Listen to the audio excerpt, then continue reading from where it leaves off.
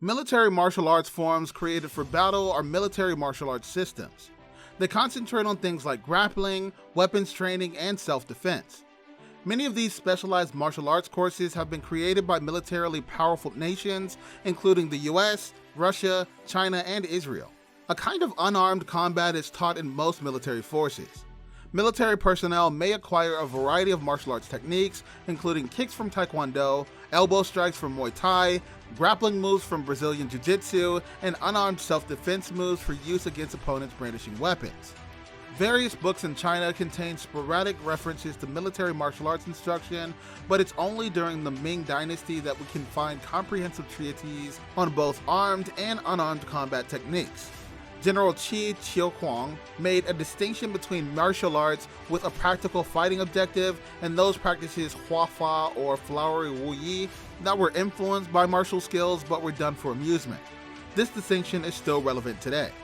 The supporters of Guoshu during the Republican era drew inspiration from their history as warriors for the events planned to promote Chinese martial arts, including instruction manuals.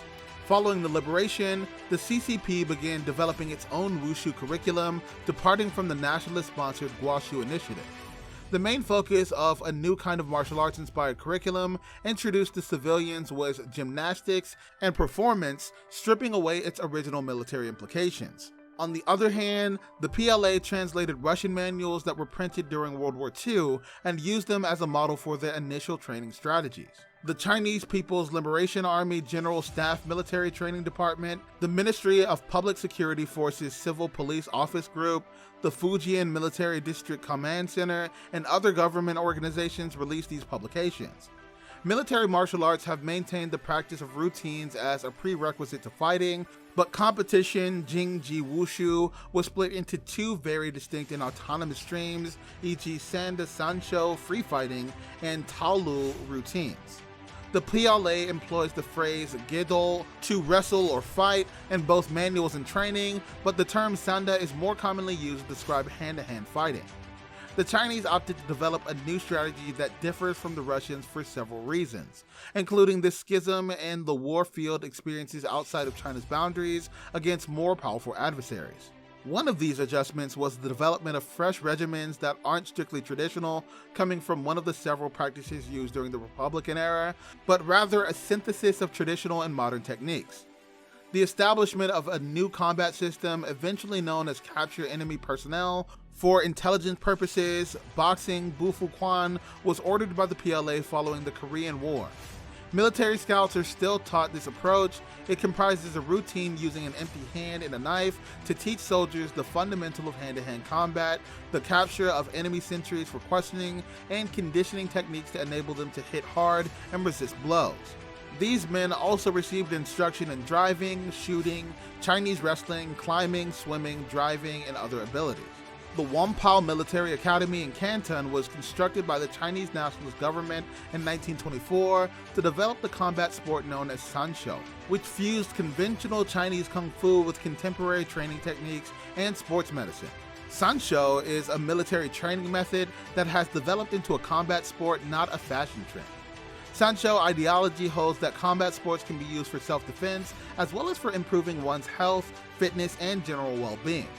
Boxing, kickboxing, and mixed martial arts are among the non-Chinese or mixed combat sports in which Chinese martial artists also participate.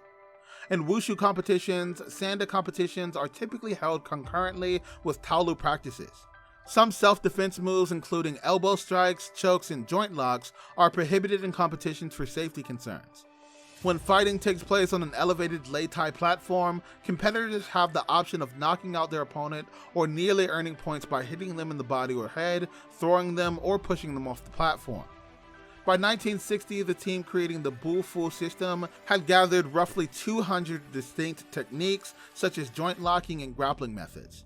Nevertheless, they were instructed to streamline the curriculum, and in 1964, the final version of the program was made available to the armed forces.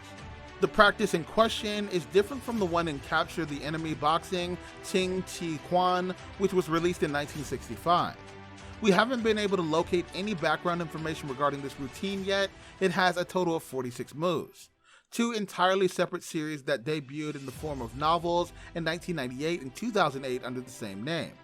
The main combat stance in the latter books is a more modern kickboxing style. For example, the lead hand is in front of the chin with elbow down, the rear hand is on the side of the jaw, and feet are about shoulder width apart. This is one of the interesting differences between the later manuals and those that appear earlier. Members of the Wujing frequently do the capture the enemy boxing exercise.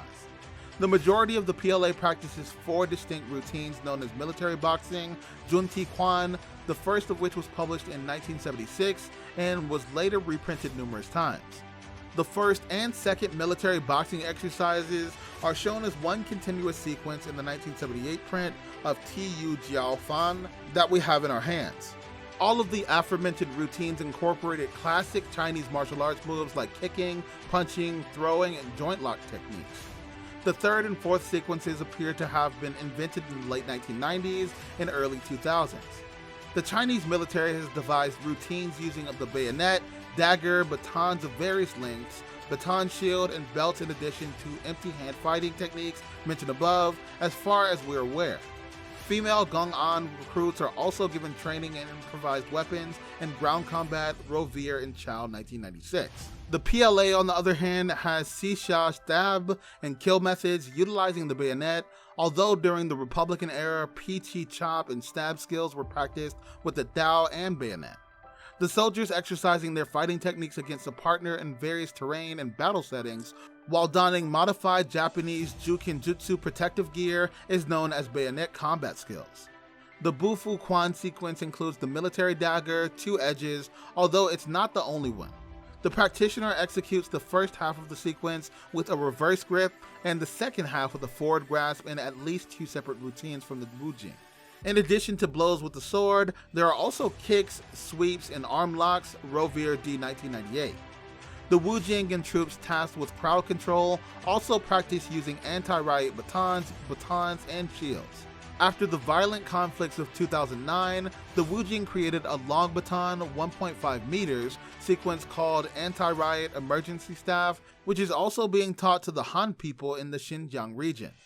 Ahead of 1964, when the People's Republic of China's Gong'an Troops Headquarters issued the Manual to Capture Skills Teaching Material, Qinggu Jishu Qiao Tai, techniques for arrest were also devised. The Chinese People's Armed Police Force Headquarters technical actions to capture the enemy include an empty-handed routine, applications for arrest and control.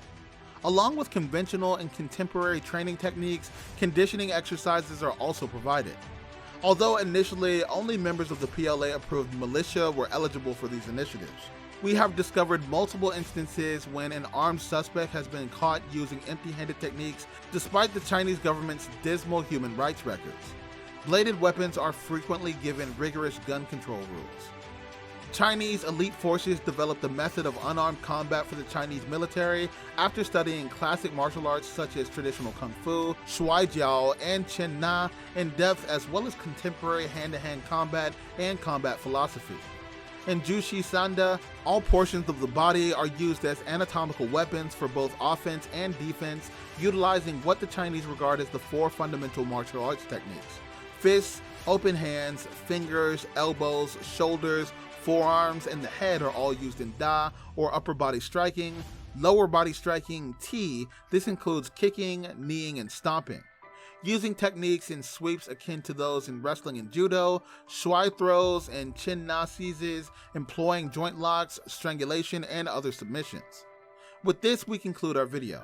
We appreciate you helping us keep it going by watching. The best way to support our channel is to watch another episode. Thank you for tuning in. To ensure that you never miss an episode, please subscribe to the channel.